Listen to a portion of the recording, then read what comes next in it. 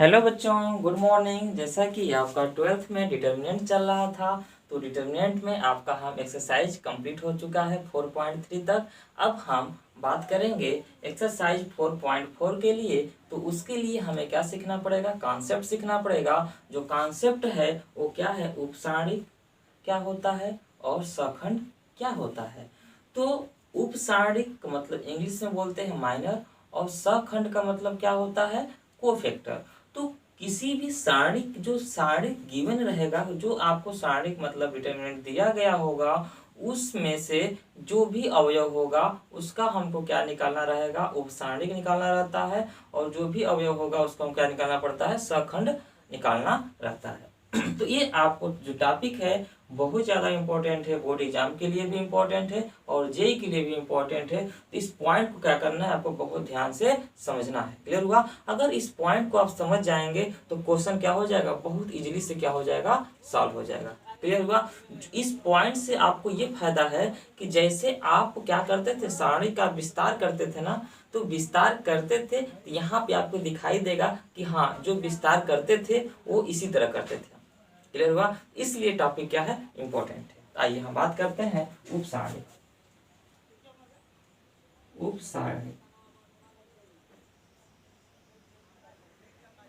उपसारणिक को इंग्लिश में हम बोलते हैं बच्चा माइनर। क्लियर हुआ? अब उपसारणिक हम निकालते हैं तो किसी अवयव का निकालते हैं। दिमाग में बैठाया रहिएगा, दिमाग में क्या रहेगा आपको? किसी अवयव का, किसी अवयव का, ये दिमाग में बैठाए रहना जी। तो उपसारणिक हम निकालते हैं किसी अवयव का। अब एक तरीका सोच लीजिए, उपसारणिक को समझने का तरीका क्या होता है। जैसे घर है ना बच्चा, तो घर में क्या है? रूम होता है ना। तो जो रूम होता है क्या होता है? उप होता है, मतलब छोटा है। उप का मतलब क्या होता है? छोटा। जैसे अगर कोई सारणिक है, अगर उसमें से छोटा सारणिक निकाल, जैसे मान लो 3x3 का एक सारणिक है, उसमें से 2x2 का सारणिक निकाल दिए, तो जो भी सारणिक में से अगर एक छोटा सा सारणिक निकालोगे तो क्या कहलाएगा? उप सारणिक कहलाएगा। क्लियर हुआ? और किसका? जिस अवयव का आप निकालते हैं, ये नहीं किसी तरह अंजादे निकाल दो। तो जिस किसी भी अवयव का हम क्या निकालते हैं? उपसारणिक निकालते हैं। लेकिन बस ये ध्यान रखना है आपको, सारणिक में से एक छोटा सा सारणिक निकालते हैं तो वो क्या कहलाता है? उपसारणिक कहलाता है। किसका? किसी भी अवयव का। क्लियर है? चलिए, अब सारणिक है तो बच्चा इसका कुछ ना कुछ नाम होगा। तो सारणिक का, उपसारणिक का जो भी नाम होगा उसको हम क्या करेंगे? इंग्लिश के कैपिटल लेटर से हम क्या करेंगे? डिनोट करेंगे जो उसका नाम होगा। तो उपसारणिक का नाम क्या है? माइनर। तो हम इसको प्रयास करेंगे, और बुक में बच्चा देखो कुछ और कर देगा, उससे मैटर नहीं करता है। आप ये दिमाग में बैठा लो कि हम किससे डिनोट कर रहे हैं और उसका कॉन्सेप्ट क्या होता है। चलिए, तो इसको हम डिनोटेड बाय का मतलब क्या होता है? किससे हम प्रदर्शित करेंगे? तो इसको हम क्या करेंगे? एम से प्रदर्शित करेंगे। तो उपसारणिक क्या होता है बच्चा? कैसे निकलेगा? तो जिस भी अवयव का आप क्या करते हो? उपसारणिक निकालना होता है। उस अवयव पे क्या करते हो? एक्स और वाई क्या कर देते हो? ड्रा कर देते हो। इसके बाद जो भी अवयव बचता है वो अवयव क्या कहलाता है? उस अवयव का उपसारणिक कहलाता है। कितना आसान है। चलो देख लो, लिख देते हैं। जिस, जो बोले हैं बच्चा वही लिखेंगे। जिस अवयव का उपसारणिक निकालते हैं, जिस अवयव का उपसारणिक निकालते हैं। क्लियर बात? जो हम बोले हैं शब्द वही लिखेंगे, कोई अंतर नहीं है। आप बोले हैं उसको लिख भी सकते हैं, लेकिन आपकी सुविधा के लिए हम क्या कर रहे हैं? लिख भी दे रहे हैं। जिस अवयव का उपसारणिक निकालते हैं उस अवयव पर एक्स एक्सिस का मतलब अक्ष तथा वाई एक्सिस का मतलब अक्ष ड्रा मतलब प्रदर्शित, ड्रा करते। क्लियर हुआ? जिस भी अवयव का आपको उपसारणिक निकालना है उस पर क्या बना दो? एक्स बना दो और वाई एक्सिस बना दो। ड्रा करते हैं। इसके बाद जो अवयव बचता है वह उस अवयव का उपसारणिक कहलाता है। यही बोले थे ना बच्चा? क्लियर हुआ? चलिए देखिए, दैट इज एग्जाम्पल की अगर हम बात करें तो यहाँ पे हम मान लेते हैं कोई सारणिक है 1 2 3 4 5 6 7 8 9। एकदम आसानी समझो बच्चा, एकदम घबराने की जरूरत नहीं है।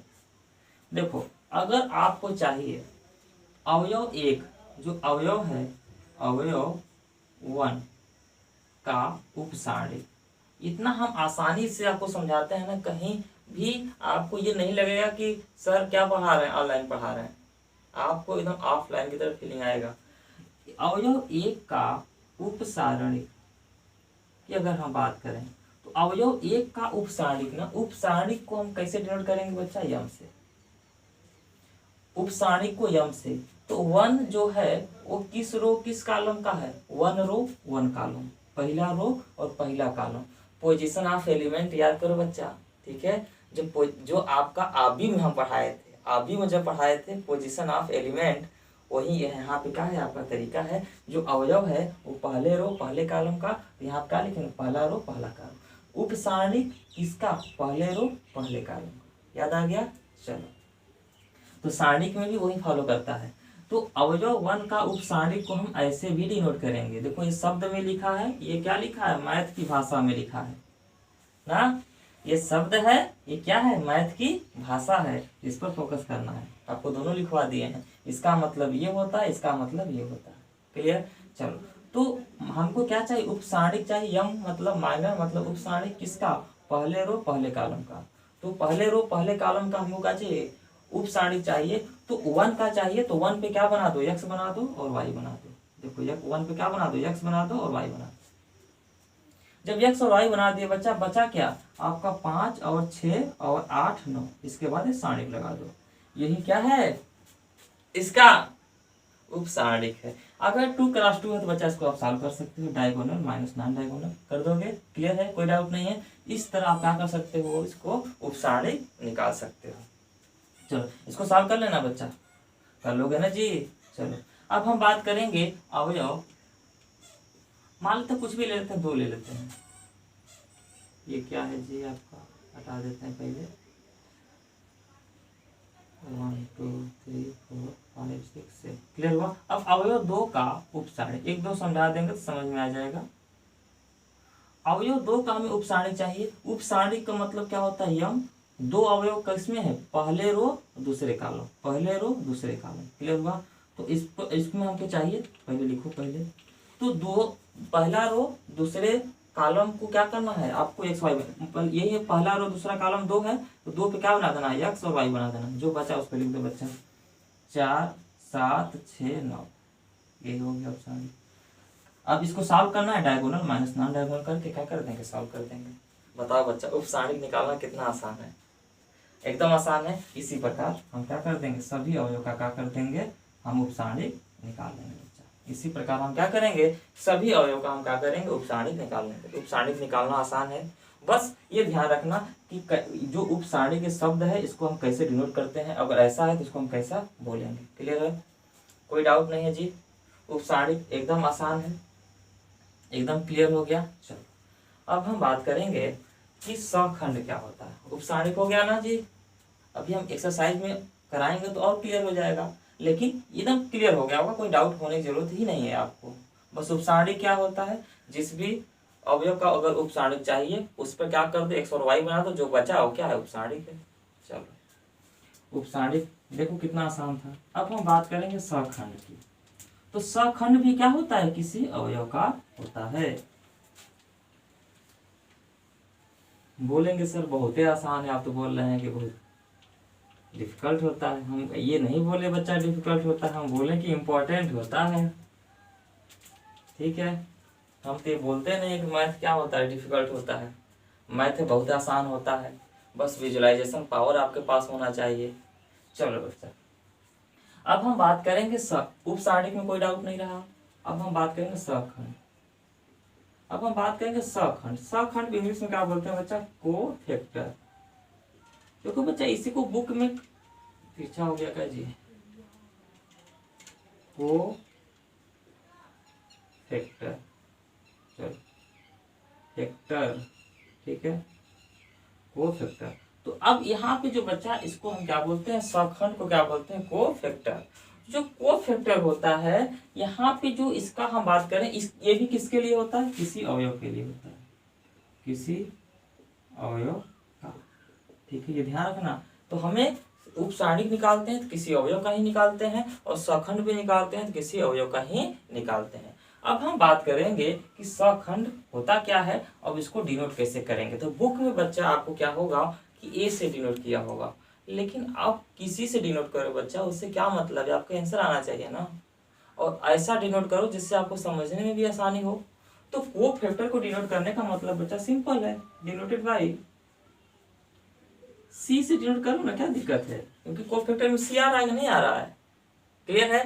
तो कोफैक्टर किसे डिनोट करोगे आप, सी से डिनोट करोगे सखंड को, कोई डाउट नहीं है। कोई ये तो नहीं कहेगा सर बुक में ये है तो वो है, उससे कोई मतलब नहीं है बच्चा। वो एक डिनोट करने का तरीका होता है, आपको जो सुटेबल लगे आप उस नाम से क्या कर सकते हो, डिनोट कर सकते हो। चलो, अब सखंड होता क्या है, देखो जो सखंड होता है तो किसी अवयव का सखंड निकालते हैं, क्लियर हुआ। तो जो सखंड होता है, अवयव का सखंड। अब अवयव का जो सखंड होगा, कोई भी अवयव हो सकता है यहाँ पे, तो जिस भी अवयव का अगर सखंड निकालना हो तो आप क्या करो, -1 के पावर रो प्लस कॉलम, क्लियर हुआ। तो जिस अवयव का आपको सखंड निकालना है तो -1 के पावर रो प्लस कॉलम, अभी समझा रहे हैं बच्चा, जो बताए नहीं थे साइनोसोडल साइन, वही चिन्ह की बात है। रो प्लस कॉलम का मतलब क्या हुआ, चिन्ह की बात है, प्लस माइनस, क्लियर हुआ। चलो, तो अवयव का सखंड क्या होता है, -1 के पावर रो प्लस कॉलम इंटू उपसारणिक,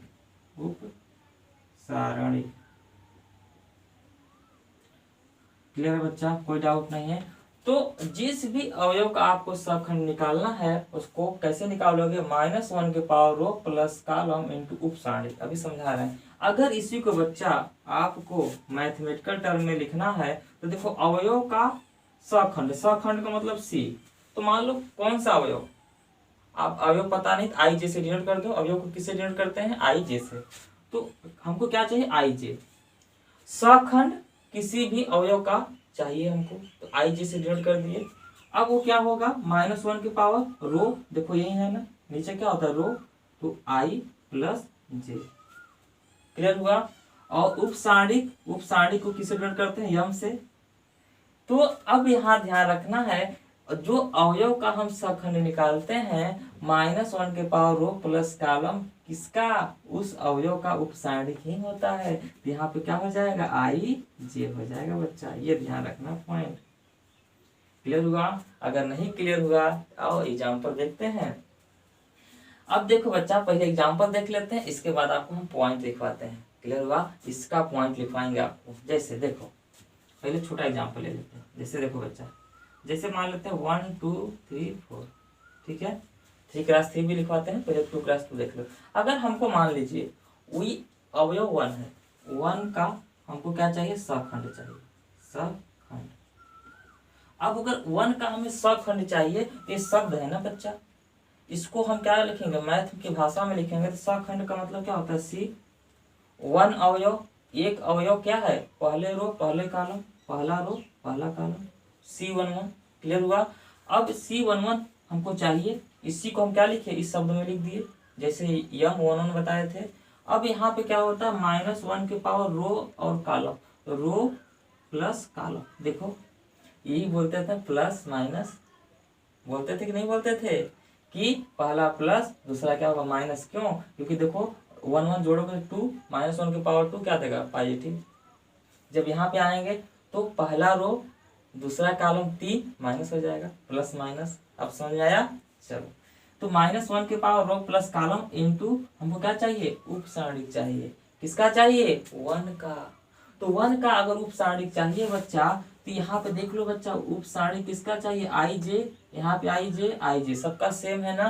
तो हमें उपसारणिक चाहिए किसका, 1 का हम निकाल रहे हैं ना सखंड, तो 1 का ही हमको क्या चाहिए, उपसारणिक चाहिए। बताओ बच्चा, तो उपसारणिक क्या होता है, कोफैक्टर क्या होता है, कुछ नहीं है, बस जो माइनर है उसी का चिन्ह की ओर बदल गया है बस। तो कोफैक्टर में बस हम केवल चिन्ह का ध्यान रखते हैं और कुछ नहीं है। जो कोफैक्टर है बच्चा वो क्या है, एक उपसारणिक ही है। बस इसमें हम क्या करते हैं, चिन्ह का ध्यान रखते हैं बस। क्लियर हुआ? देखो क्यों, देख लो। अगर यहाँ पे पहले, अच्छा अभी रुक जाओ, जैसे अभी निकाल देते हैं। चलो पहले इसी को सॉल्व कर देते हैं। अगर वन का अगर माइनर उपसारणिक निकालेंगे तो वन पे एक्स और वाई बना देंगे, कितना आ जाएगा 4। इसको सॉल्व करें, -1 के पावर सम पॉजिटिव दिखा देगा, 4 देगा कि नहीं देगा। अब देखो बच्चा, अगर वन का अगर हम उपसारणिक की बात करें, उपसारणिक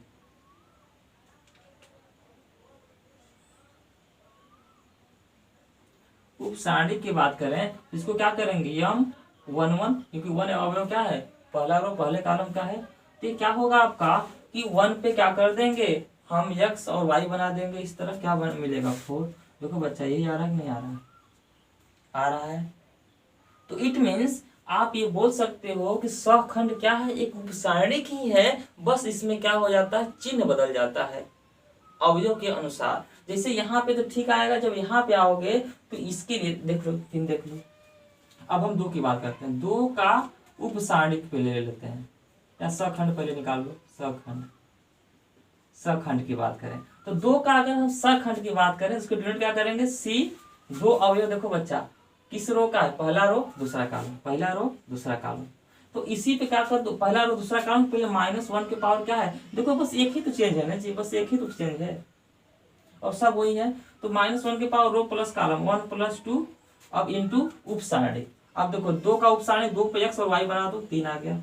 देखो बच्चा ये -1 के पावर क्या है आपका 8 है, तो क्या दे देगा आपका नेगेटिव, तो माइनस क्या हो गया 3। अब देखो बच्चा 2 का उपसारणिक की बात करें, 2 का अगर हम उपसारणिक की बात करें तो 2 का उपसारणिक का मतलब क्या होता है, यम। 2 है तो दूसरे रो, सॉरी पहला रो दूसरा कॉलम, पहला रो दूसरा कॉलम। अब देखो हमको 2 का चाहिए उपसारणिक, तो 2 पे x और y बना दो, क्या बचाती है, देखो देख लो, ध्यान समझो। उपसारणिक में क्या हो रहा है आपका, 3 आ रहा है, लेकिन सखंड में केवल माइनस आ रहा है। जो वैल्यू है, वैल्यू चेंज हो रहा है, नहीं हो रहा है ना, केवल चिन्ह बदल रहा है। इसी में लोग कंफ्यूज रहते हैं, यार कोफैक्टर क्या होता है, उपसारणिक क्या होता है। कुछ नहीं होता है बच्चा, कुछ नहीं होता है। बस आपको ध्यान रखना है, उपसारणिक ही क्या देता है, कोफैक्टर देता है। क्यों? क्योंकि उपसारणिक में हम अगर क्या करते हैं, एलिमेंट का पोजीशन देखें, तो पोजीशन का मतलब ये होता है कि जैसे कि अगर जो अवयव है, अगर पहले रो दूसरे कॉलम में है तो पोजीशन क्या हुआ आपका, 2 1 3, 3 मतलब क्या हो गया ऑड पोजीशन, तो नेगेटिव आ जाएगा बस। अगर दूसरे रो दूसरे कॉलम का है तो 2 2 4, 4 मतलब क्या हुआ सम, मतलब पोजीशन क्या है पॉजिटिव, काम खत्म। कितना आसान चैप्टर है ये। तो इसको जब कोरिलेट करते हो बच्चा, तब क्या हो जाता है, आसान हो जाता है। टीचर क्या करता है, ये सब लिखवा देता है, वो कोरिलेट बताता नहीं है, उस क्या होता है, पॉइंट टफ लगने लगता है। तो अब ध्यान रखना कि आपका उपसारणिक कोफैक्टर एक ही चीज है, बस उसको डिनोट करने का तरीका अलग हो जाएगा। बस अब उप सखंड में क्या होता है, बस चिन्ह बदलता है। उपसारणिक में क्या होता है, जो होता है उपसारणिक उसी का चिन्ह बदलता रहता है। क्लियर हुआ? इसमें आपको कोफैक्टर में कैसे बदलता है, पोजीशन के अनुसार। क्लियर है बच्चा, कोई डाउट नहीं है इसमें।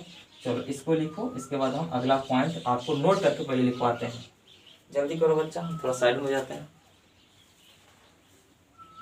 आपको ध्यान रखना है पोजीशन, अगर पोजीशन ऑड है तो आपका साइन क्या आने वाला है, नेगेटिव। अगर पोजीशन इवन है तो साइन क्या आने वाला है, पॉजिटिव। क्लियर हुआ? ये ध्यान रखना। पोजीशन का मतलब क्या होता है, पोजीशन कैसे पता चलता है, रो और कॉलम को ऐड करने पे। अब यहाँ तक आपको पोजीशन के बारे में बता दिए, जिससे क्या होगा, साइन में आपको हेल्प करेगा, चिन्ह में हेल्प करेगा। अब हम जो 2 पॉइंट पढ़ाए हैं आपको, अब कुछ याद नहीं करना है, कुछ सब कुछ भूल जाओ। बस ये ध्यान रखो कि आपको क्या करना है, उपसारणिक और सखंड निकालना। क्लियर, वही निकालना है ना। तो जो सखंड होता है, उपसारणिक होता है, बस उसमें क्या होता है, चिन्ह थोड़ा हल्का चेंज करना पड़ता है। अब देखो एग्जाम्पल लेते हैं और आपको कुछ याद नहीं करना है, जो हम तरीका बताएं बस उसको दिमाग में रखिए कैसे लगेगा। देखिए जैसे मान लीजिए 1 2 3 4, अब 4 अवयव है तो चारों अवयव का क्या निकालना है हमको, उपसारणिक और कोफैक्टर निकालना है। देखो कैसे करना है, कोफैक्टर तो बहुत ही आसान होता है। देखो उपसारणिक तो और आसान है, इसका मतलब दोनों आसान है। देखो अब हमको चाहिए माइनर, मतलब क्या चाहिए, उपसारणिक किसका, इसका, ये क्या है 1 1 यम 1 2, मतलब पहला रो दूसरा कॉलम, यम दूसरा रो, सॉरी हाँ दूसरा रो पहला कॉलम, और यम दूसरा रो दूसरा कॉलम। ठीक है, यही चाहिए, यही चाहिए बच्चा। अब देखो अब पहला रो पहला कॉलम का हमको क्या चाहिए, उपसारणिक, तो उसी पे एक्स और वाई बना दो, एक्स वाई बना दो, क्या है 4। दूसरा रो पहला रो दूसरा कॉलम, पहला रो दूसरे कॉलम पे हमको क्या करना है, एक्स और वाई, इस पहला रो दूसरा कॉलम मतलब 2, 2 पे एक्स वाई बना दो 3। दूसरा रो पहला कॉलम तो क्या है 3, 3 पे एक्स बना दो, वाई बना दो, कितना है 2। दूसरा रो दूसरा कॉलम पे एक्स और वाई बना दो, कितना है 1। बताओ बच्चा, कोई डाउट नहीं है ना। अब देखो अब इसी का 1 2 3 4, ये क्या है 1 1 मतलब 1 का उपसारणिक, ये क्या है 2 का उपसारणिक, ये क्या है 3 का उपसारणिक, ये क्या है 4 का उपसारणिक, निकला है ना। जैसे शब्द वाला लिखवाए थे ना बच्चा, ये क्या है 1 का, ये क्या है 2 का, ये क्या है 3 का, ये क्या है 4 का। क्लियर हुआ। ये 1 का उपसारणिक, 2 का उपसारणिक, 3 का उपसारणिक, 4 का उपसारणिक, शब्द में, इसको मैथ में ऐसे हम लिखते हैं। अब 1 का हमको क्या चाहिए, अगर हमको सखंड चाहिए तो C11 C12 C21 C22। Clear हुआ। हमको ये चाहिए बच्चा, तो क्या करना है, ये भी तो वही आता है, उपसारणिक से मल्टीप्लाई होता है इसमें, उपसारणिक लिख दो, काम खत्म। 4 3 2 1 हो गया। बताओ कोई डाउट है, वही लिखे है ना बच्चा, C11 क्या है, देखो जो है वही लिख दिया ना। अब देखो बस इसमें क्या होता है, चिन्ह क्या होता है, थोड़ा सा चेंजिंग करना पड़ता है। अब देखो अब इसका पोजीशन जोड़ो, 1 1 2 2 मतलब पॉजिटिव प्लस, अगर ये माइनस होता तो माइनस कर देता, अगर ये माइनस होता तो माइनस इंटू माइनस प्लस कर देता, इतना तो पता है आपको। अब इसका पोजीशन देखो 2 1 3 क्या हुआ, 3 मतलब माइनस नेगेटिव, देखो 8 8 मतलब नेगेटिव, 2 1 3 8 8 मतलब नेगेटिव, 2 2 4 4 मतलब पॉजिटिव। क्लियर हुआ। बताओ बच्चा, कोई डाउट है नहीं है ना। चलो यही है आपका क्या है, उपसारणिक और सखंड। कितना आसान है, उपसारणिक निकालने के बाद बस उपसारणिक में आपको क्या करना है, उसका चिन्ह का मल्टीप्लाई करना है। चिन्ह कैसे, इसी का पोजीशन को जोड़ के, अगर सम आ रहा है इसका मतलब क्या हो जाएगा, पॉजिटिव से मल्टीप्लाई करेंगे, अगर विषम आ रहा है तो किससे मल्टीप्लाई करेंगे, नेगेटिव से मल्टीप्लाई करेंगे। बताओ बच्चा, दोनों पॉइंट में कोई डाउट नहीं है ना। अब बच्चा इसमें जो एक पॉइंट है आपसे कभी काल क्वेश्चन में पूछ देगा, इसको रब कर दें। चलिए अब इसमें आपसे कभी कभी पूछ देगा कि कोफैक्टर का प्रयोग करके सारणिक का मान ज्ञात कीजिए। कहोगे सर ये कौन सा टॉपिक आ गया, हम बोलेंगे यही तो करते आ रहे हो, इसी के तो द्वारा आप निकालते थे सारणिक का मान, कोफैक्टर का ही तो यूज करते थे आप। लेकिन वहां पे हम उसको बताए नहीं थे ये कोफैक्टर है, यहाँ पे आपको पता चल जाएगा कि हाँ एक्चुअली हम कर रहे थे, जो एक्सपेंड कर रहे थे, मतलब जो एक्सप्लेनेशन कर रहे थे वो क्या था, कोफैक्टर ही था। आइए देखिए, तो अब हमारा पॉइंट क्या है, नोट करके लिखिएगा बच्चा। कोफैक्टर के द्वारा, कोफैक्टर के द्वारा डिटरमिनेंट का मान ज्ञात कर। क्लियर हुआ। कोफैक्टर के द्वारा डिटरमिनेंट का मान ज्ञात करना, तो मेरा यही आंसर रहेगा कि जितना भी आप वैल्यू निकाले हो डिटरमिनेंट का, वो कोफैक्टर का ही यूज कर रहे थे आप।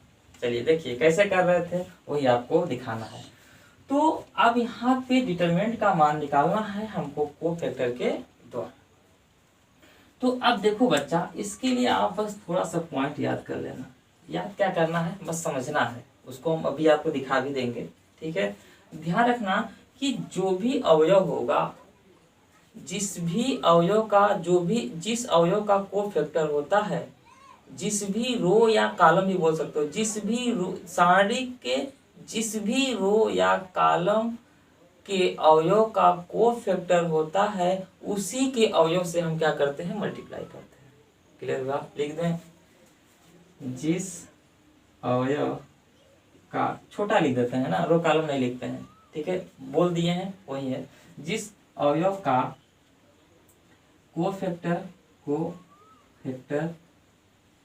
होता है, जिस अवयव का कोफैक्टर होता है उसी अवयव से गुणा का मतलब मल्टीप्लाई, गुणा करते हैं, अन्यथा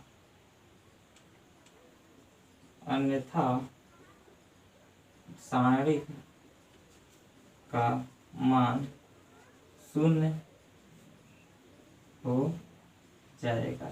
अगर ऐसा नहीं करेंगे तो सारणिक का मान क्या हो जाएगा, शून्य हो जाएगा बच्चा, क्लियर हुआ। तो अगर आपको कोफैक्टर के द्वारा सारणिक का मान ज्ञात करना है तो जिस अवयव का कोफैक्टर होता है उसी अवयव का हम क्या करते हैं, मल्टीप्लाई करते हैं। ऐसा करने से सारणी का क्या निकलता है, मान निकलता है। अगर ऐसा नहीं करेंगे तो सारणी का मान क्या हो जाएगा, 0 हो जाएगा। आइए देखिए कॉन्सेप्ट इसका। अगर किसी भी सारणी का अगर मान निकालना है आपको तो उसको डेटा से नोट करते हैं। तो आप या तो रो वाइज चलोगे या तो कॉलम वाइज एक्सपेंड करोगे। तो मान लो रो वाइज चल रहा है, तो रो वाइज चले तो रो में चलेंगे तो पहला अवयव मिलेगा A11, फिर दूसरा अवयव मिलेगा क्या, प्लस लिख देना प्लस, दूसरा अवयव क्या मिलेगा A12, फिर क्या मिलेगा A13, मिलेगा नहीं मिलेगा बताओ। पहले रो में पहला रो पहले कॉलम का, पहला रो दूसरे कॉलम का, पहला रो तीसरे कॉलम का रो, ठीक है। ऐसे देख लो 1 2 3 4 5 6 7 8 9, ये क्या है, ये अवयव क्या है, A11 है, A12 है, ये क्या है A13, यही तो है। तो रो वाइज अगर हम चलेंगे तो ऐसे मिलेगा, क्लियर हुआ। कॉलम वाइज भी कर सकते हैं। तो इस अवयव जो है, अब ये जो अवयव है इसी के क्या करना है, कोफैक्टर से मल्टीप्लाई कर देना है। C11 ये क्या हो जाएगा, C देखो ये 12, ये क्या हो जाएगा C13, समझ आया। इसी के द्वारा हम क्या करते हैं, डिटरमिनेंट का क्या करते हैं, मान ज्ञात करते हैं। यही क्या है, कोफैक्टर के द्वारा मान ज्ञात करना, क्लियर हुआ। तो जो अवयव है उसी में क्या करो, उसके कोफैक्टर से मल्टीप्लाई करके ऐड कर दो, वो क्या देगा, सारणी का मान ही देता है। वही करते थे आप, देख लो क्यों करते थे। आइए देखिए यही क्वेश्चन ले लेते हैं जो लिखे हैं, चलो देखो यही क्वेश्चन आपको समझाते हैं, यहाँ पे समझाते हैं। 1 2 3 6 7 8 9, क्लियर हुआ।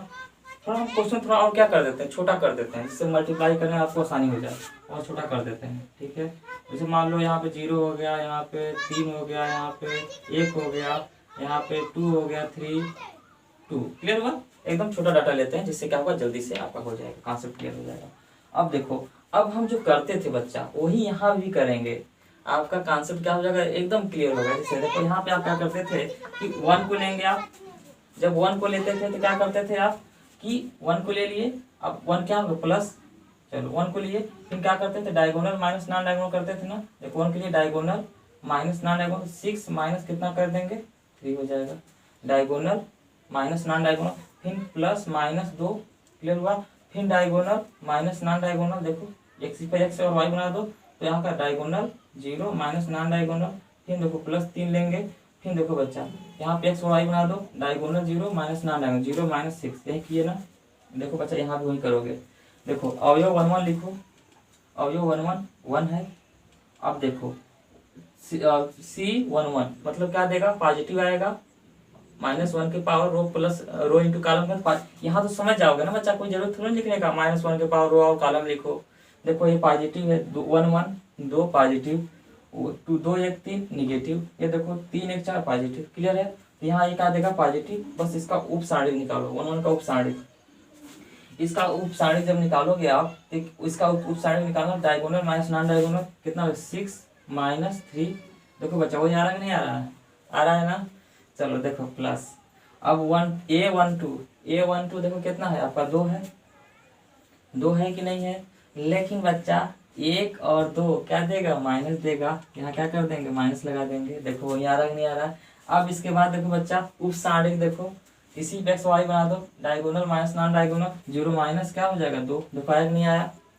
चलो अब देखो फिर प्लस, अब A13 3 है, देखो अब C13, अब C13 निकालना है तो ये का 3 2 1 3 4 जोड़ेंगे पॉजिटिव। अब ये इसका मतलब 1 3 चाहिए, 1 3 मतलब 3 का उप सारणी, उप सारणी का मतलब x और इस पे x y बना दो, जो बचा diagonal minus non diagonal 0, minus क्या हो जाएगा 6। बताओ बच्चा, कोई में अंतर है?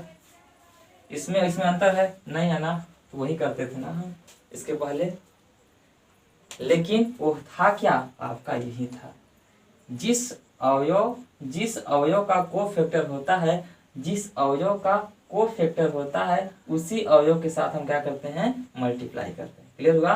देखो जो पॉइंट लिखे हैं, जिस अवयव का कोफैक्टर होता है उसी अवयव का क्या करते हैं, मल्टीप्लाई करते हैं। क्लियर हुआ? तो अब यह आपका क्या हो गया, कोफैक्टर द्वारा कैसे निकालेंगे, इस तरह निकालेंगे। बताओ बच्चा, ये आपको ध्यान रखना है कि सारणी के लिए जो अवयव का पोजीशन है, कोफैक्टर का पोजीशन सेम होना चाहिए, ये सेम होना चाहिए, सेम होना चाहिए। ठीक है, चल। तो आई होप यहाँ तक आपका क्या होगा, कॉन्सेप्ट क्लियर हो गया है। अब हम इस कॉन्सेप्ट के बाद बात करेंगे इसका एक्सरसाइज का। ठीक है, थैंक यू सो मच, मिलते हैं नेक्स्ट वीडियो में।